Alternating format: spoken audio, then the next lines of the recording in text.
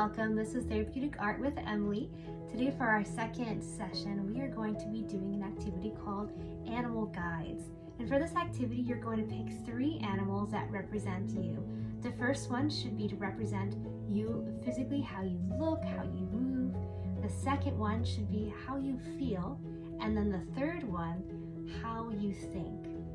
With this activity, the only materials that you'll need is your sketch pad or your notebook. If you're doing this long term with me and want to do the art journal like I suggest, you'll need that and whatever materials you'd like to work with. So colored pencils, markers, paint, sky's the limit, however you would like to do this project.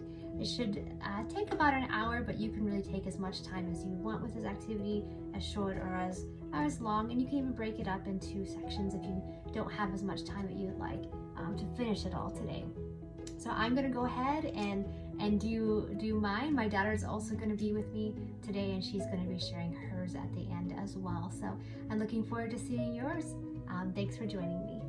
So for my drawing, the first one that I'm doing, I chose to do this little snail as to how I move. You know, I kind of just take a slow pace at life. People usually like to tease me a little bit about just how carefree I am usually and how I move around, which I think that's fine because I feel that way as well. So here's my first one. I'm going to do some more here.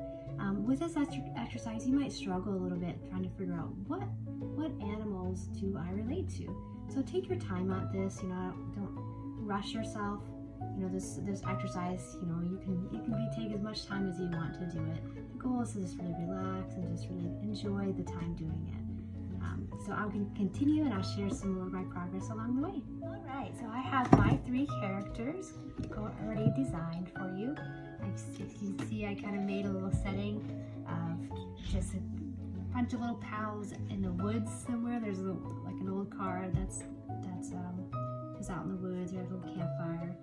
My 3 characters are the snail, this cat, and the owl. Now what I'm going to do is outline my characters in black marker.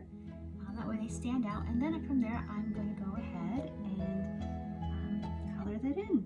And today I'm using this just this black watercolor marker to outline.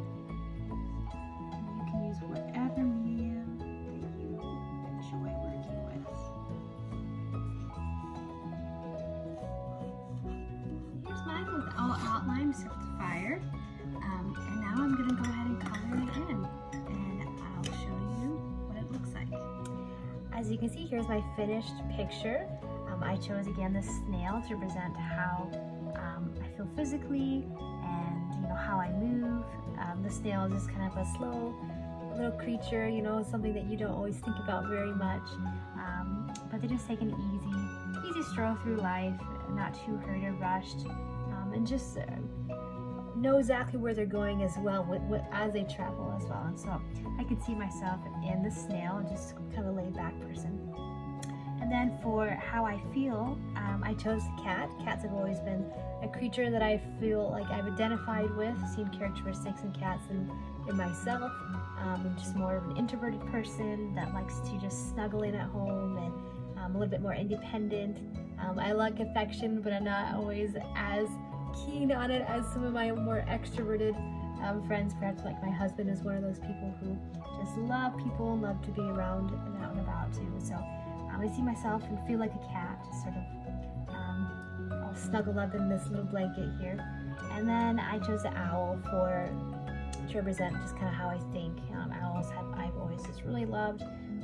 Fun fact, I actually collect owl things, so I just really love them. But basically just think of them as just, you know, the quintessential character to represent sort of a nerdy person or someone who's just, you know, a little professor or whatever.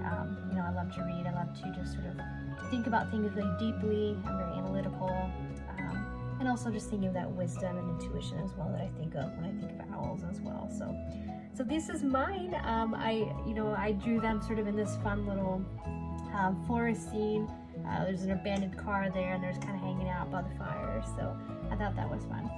My daughter's, she wanted to share hers as well. She has took a little more unique approach to hers. So she has hers as a fox, and then she also has one as a wolf, and then she also loved my little cat picture as well. So she did one with a cat in a sleeping bag next to a fire as well. So as you can see, you can do this in lots of different ways. She chose not to color hers, and she might later, but anyway, that's just an idea. If you are doing them in a notebook or sketchpad like I recommended, you can also kind of reflect on your process on the other side as well. How you felt doing the activity and the different characteristics and positive attributions that you can identify in yourself through these animal guides as well, and that will just deepen the experience. So anyway, I hope you had a lot of fun with this. I sure had a lot of fun. I'm looking forward to our next session, and like before, if you chose to do this activity, like I hope you did, I'd love to see your work as well, so feel free to tag me or share as well with me, and I would just be really tickled about that. So I hope you have a wonderful day. Bye-bye.